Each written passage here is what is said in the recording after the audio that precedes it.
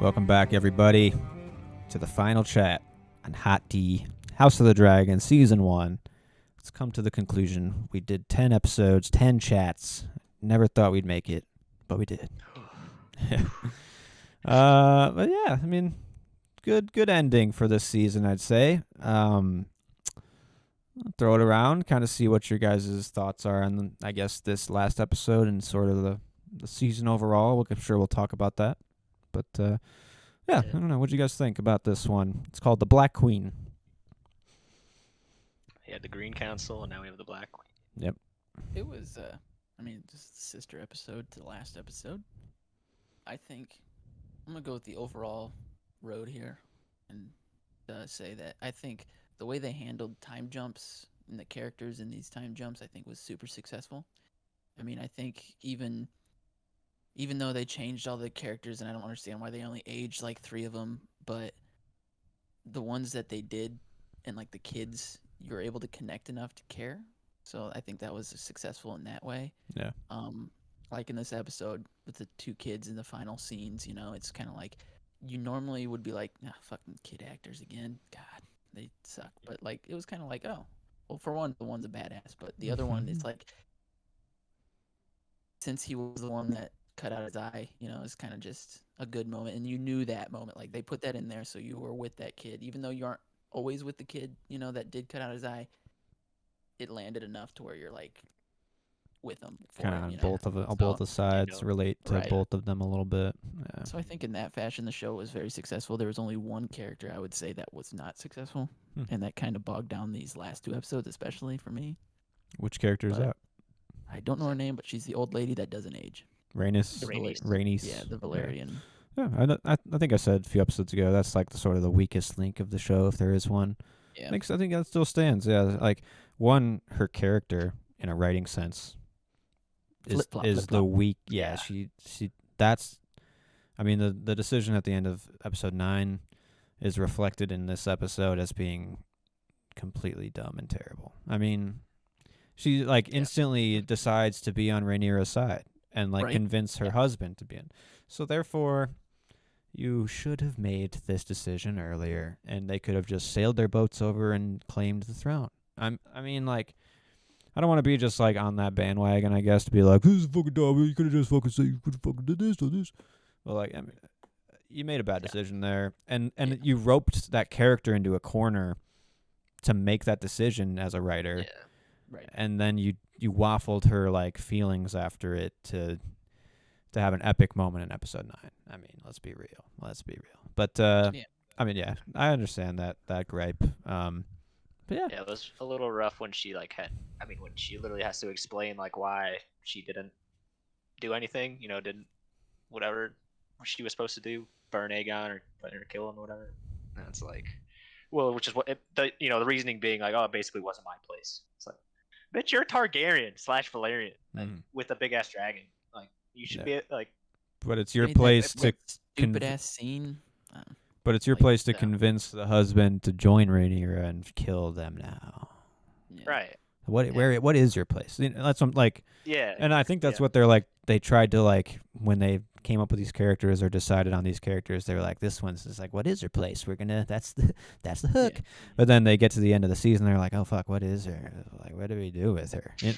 That's kind of what it felt like to me a little bit for her character. But yeah, and I think they've in the past they've been successful with a character like that. Look at Littlefinger. I mean, or even even his character though. And Varys. Varys. Yeah. That's not good news for me though, because both of those characters kind of ended in ways that felt like take season 8 out of it. All right. Even Littlefinger's season 7, which is not the great excuse because it starts season 6, season 7. Yeah. But cut out half a season 7, right? From that point on. Right. But even those characters didn't really come to fruition in maybe a Littlefinger, I guess, a little bit with getting Sansa turned on him or whatever, but. Yeah. I thought Varys was completely done dirty as a character. Rushed. I think the actor expresses the same opinions. Really? Mm-hmm. Fair. I think they all agree that it's bad, didn't they? A lot of people did. Yeah, a lot of people. Yeah, those final are okay with saying that. Which you got to be truthful. Yeah.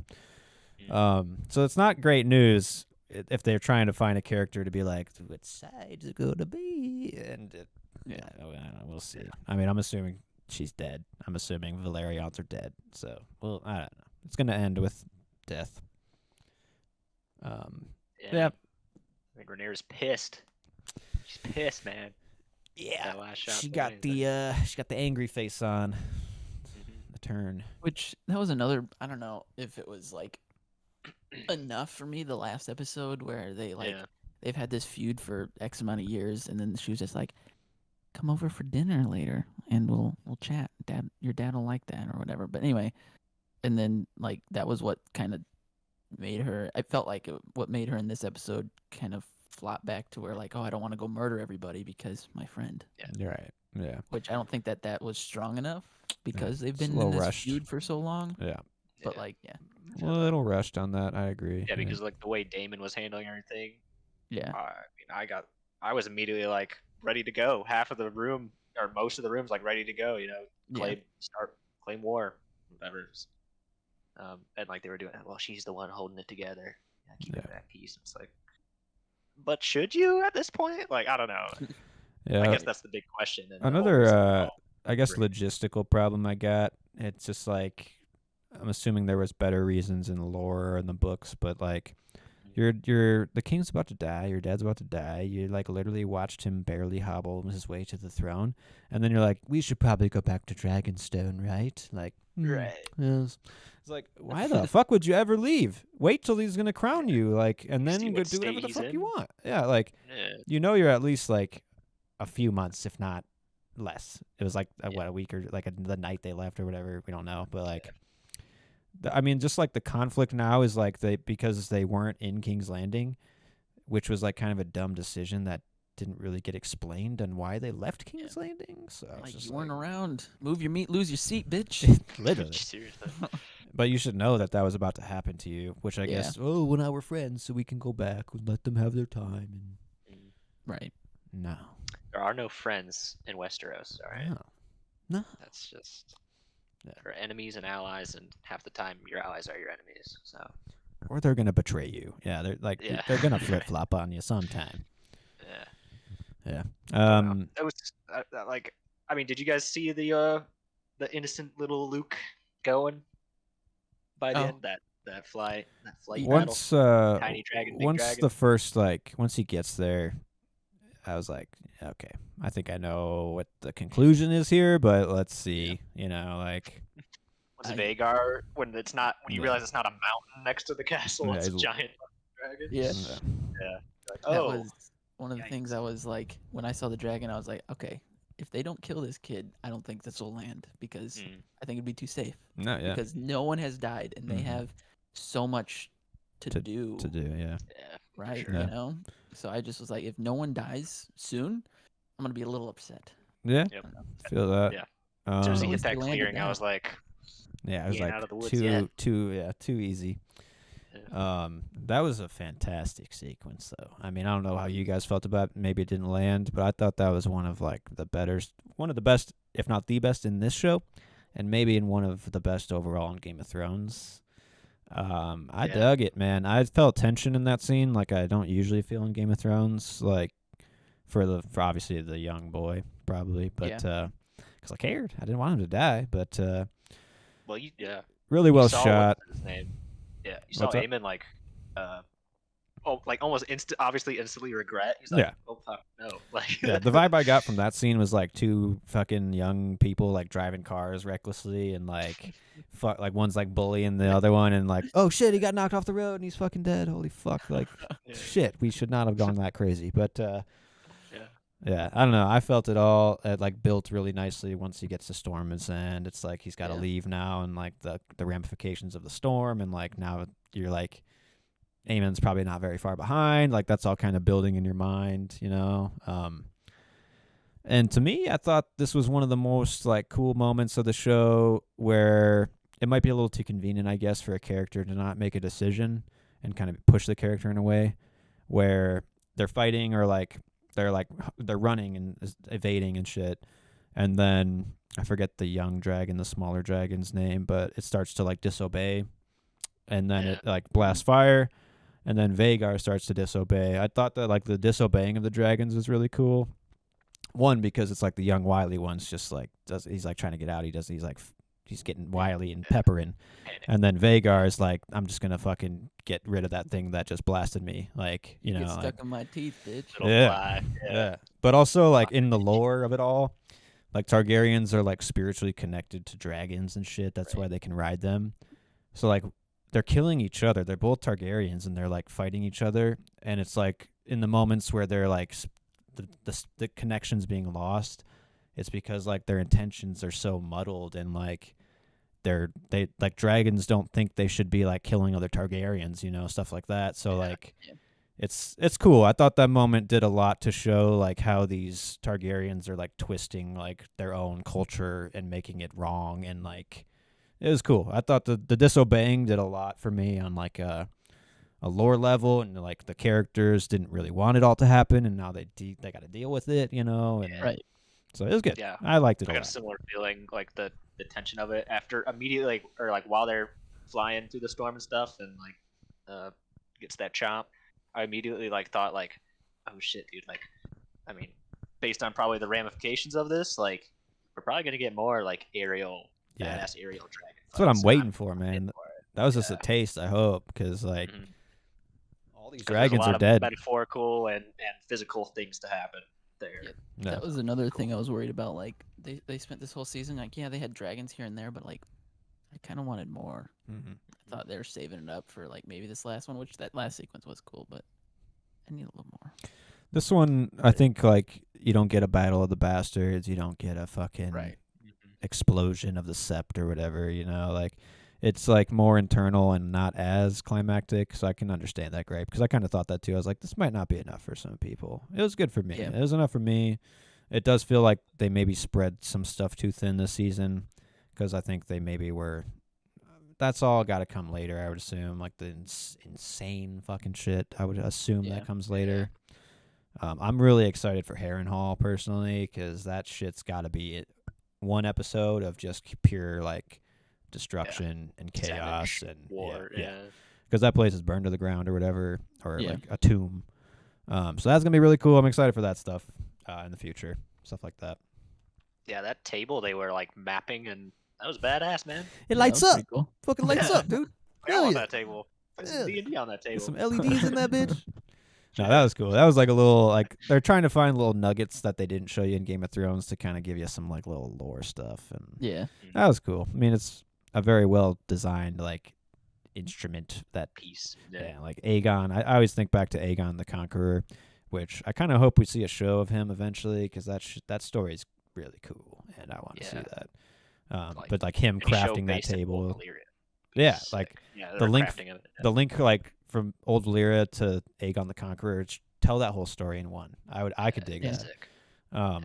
Because they all had visions to leave Valyria, and like you should see that too. So you should just link it in one show for me. But Aegon's dream of the actual song. Like, what was this vision that he saw? You know, if this dude had visions and shit. Yeah, and I kind of came around overall for this show. At the first, I think we were like, why this story? You know, I was like, is it really the best one? Yeah, I think a lot of people were like that. Yeah, but like you said, it's like Targaryens are obviously the most important people in Game of Thrones, like lore or whatever. They're just like the ultimates or whatever. But so you get like Daenerys, you get the present Song of Ice and Fire. Now you kind of go back to like 100 years or whatever to like the last vestiges of a good Targaryen empire that's about to be downfalled. And then the next show you do, when I'm running fucking HBO or Warner Brothers or whatever, is go back to Aegon and show like the link of the Song of Ice and Fire, how it traveled through the Targaryens. Like it's just it fits for me pretty easily. But sure. So I came around to like this story being justified. Yeah.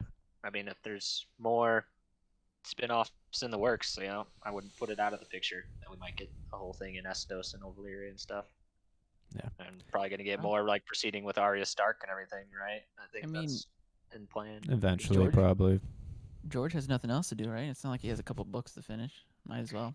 I saw something the other day that he said he's 3/4 of the way done. But I think he's been saying he's almost done for like 10 years. I got 2 authors Well, I haven't read his books yet because I already read an author's book where he didn't finish, and I can't do it to myself again. Yeah, So the books are really good, but yeah, I don't know. I stopped at 3 because I was just like, I know they kind of start losing focus in the next 2, and I know there's no end in sight. So, yeah. Other notes I got is I really like seeing Storm's End. I thought that CGI was all pretty well done, even though how the fuck did they build that on the outcropping of rocks out? What? That was the first time we saw that. That's pretty cool. Pretty cool place to see. They just need to bring back the map for the intro because fucking shit, like I miss it, and I want to see like Storm's End. I want to move through the map again, but. Anyways. I mean, they stole the song. They might as well just fucking do the map. Right. You did it. You're already halfway there. Yeah. That another one of my. I know they have to save a lot of time in this, but like, how do people fast travel in this fucking world so fast? That's a little like when Otto just shows up and he's like, "Hey yo, by the way, got a message for you." Yeah. Yeah. They don't. The Raven, bitch. They don't do any travel stuff. Yeah. They don't do any travel stuff anymore. They basically just wrote that. They're like, we're not ever gonna. We're gonna sit in around tables and do throne scenes. Yeah. No more travel. Like, kind of sucks. Favorable winds on the seas. Yeah, right. You do miss out though because those early seasons of Game of Thrones when they're just on trails and shit, it provided like geography. Like whereas this one it just provides set pieces and like thrones and Right. Yeah. It provided like landscape to show you that this is like a continent. But shit, like Arya and the Hound, their whole journey was like one of the best parts of Game of Thrones, Yeah, they're just going to tiny inns, just like scrounging through forest and shit. Yeah, definitely. One of our gripes with Rings of Power for sure too. I mean, right. I was like thinking, funnily, like if you combine this and Rings of Power, there's like a perfect fantasy show in here. So it's like they're both missing a little bit of something on different ends of the spectrum, and if like there's somewhere in between these that there's like a perfect fantasy show. Yeah, it's so crazy because it's like I totally agree. But a beautiful like CGI and like set work and stuff, and pretty horrible character writing in Rings of Power. Yeah, cut out the writers from Rings of Power. Actually, just cut out everybody from Rings of Power and give us the budget. And then, true. Bring it to HBO. Yeah, right. Yeah. One final note for this episode specifically, and just the series overall.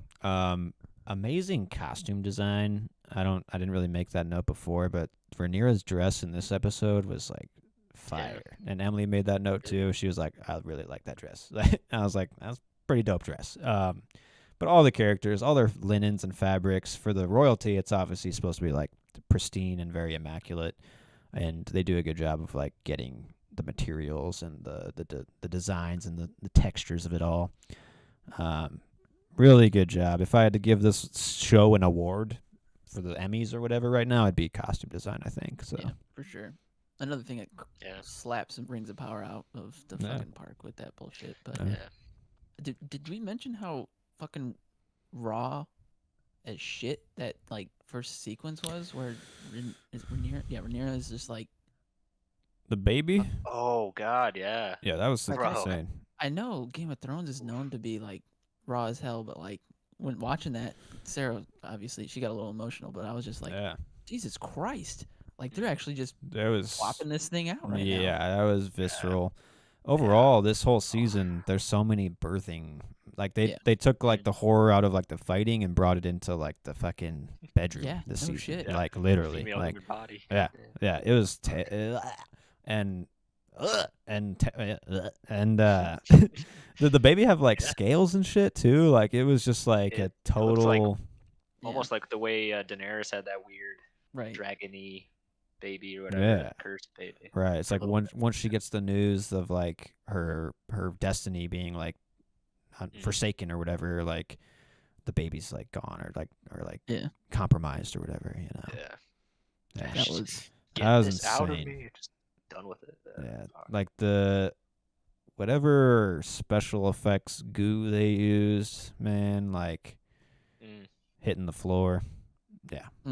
That's the moment where Emily, like, she doesn't really cry at most stuff, but she was like getting That and like the scene after with the ceremony of the baby, Yeah. man. Like that shit was. I mean, that's like what I enjoy. Like I don't enjoy that obviously, but like this show gives you relatability at the bare minimum. It gives you like human emotion stuff. Yeah, like stuff. So like that they're giving you stuff to like latch onto. You know. Right. And like one of the guys I listened to, he's like you mentioned, there's more kids in this movie than a Rugrats. You know, the Rugrats show. Yeah. But like all this stuff kind of revolves around that. You know, it's the family tree, it's the human blood aspect of all that, which is what's Fire great and about blood. original Game of Thrones. You know, the characters. So yeah, definitely. Creates really good through lines. Yeah, which is super highlights about this whole series was the characters, except for one, but all the other characters. The king, great character. Rest in I don't know. peace, man. Yeah. Yeah, Damon, Otto. I'm ready for that guy. I'm ready to see a side of Damon. Like we've seen sides, but I wonder if there's like something contained that we're not seeing yet. You know, I think he's broken now, to be honest. Caraxes. Wait, say that again. Sorry. I say Damon's broken now, personally. But That's what I'm he's ready saying. to snap, and he's gonna get on Caraxes, and like if we're getting some of those aerial fights, he is fucking shit up. He's getting wily, You know? bro. Yeah, definitely. Yeah. And he just went and visited a different dragon as like a tease too, which Right. looks The like an wild one? insane Dragon Master now, pulling out all the stops. Yeah. I'm all into like the dragon lore of it too. Like I like how there's different sizes for them all and stuff. Like they all feel different and like advantages are different for each of them, and it's it's good. I like it. Yeah, that was another smart thing in that, like him taking the advantage of using like lower ground and weaving and maneuverability. It's like isn't one of the things with the dragons is like once they started to tame them and stuff, they started getting smaller and smaller too. Yeah, they're apparently like the more that like they're manipulating them, or like the more that magic is being drained from the world, the smaller and like more shriveled they become. Right. And it's like all kind of mixed. Yeah, that's cool. And that wild dragon looks intense, very brutal, and like got the classic scar. Yeah, I'm curious to see what that guy's got in hold. Jeez. Who's gonna be riding him? You know. Yeah. I mean, I don't know. I'm kind of sad that like it's over. You know, like I wish I'm ready to wait for more, I guess, but like I kind of wish it'd be a little sooner than it will be. You know, so it's good. I don't know. We were all pretty hesitant. I'm sure everybody was pretty hesitant and uneasy about how the show would go. I'm sure there's varied levels of like enjoyment, and some people probably think it's nowhere near quality of Game of Thrones, but I think it's like it dips into it. It's good. It's good. I enjoyed it. I'm glad we watched it. I'm glad we talked about it. So Same. Leaves us in a little different place as like the first season of Game of Thrones, but not like a worse place. Yeah. The first season, you're like, oh shit, the main dude. We just like, what the hell's gonna happen? Now it's like, oh, we know. We kind of get an idea of like what's gonna go down in this next season. So it's still like exciting in that way. Yeah, definitely. Well, thanks for joining us for all our chats on Hot D. See us in what, a year or 2 years for the next season. Keep talking. All right, stay gold, guys.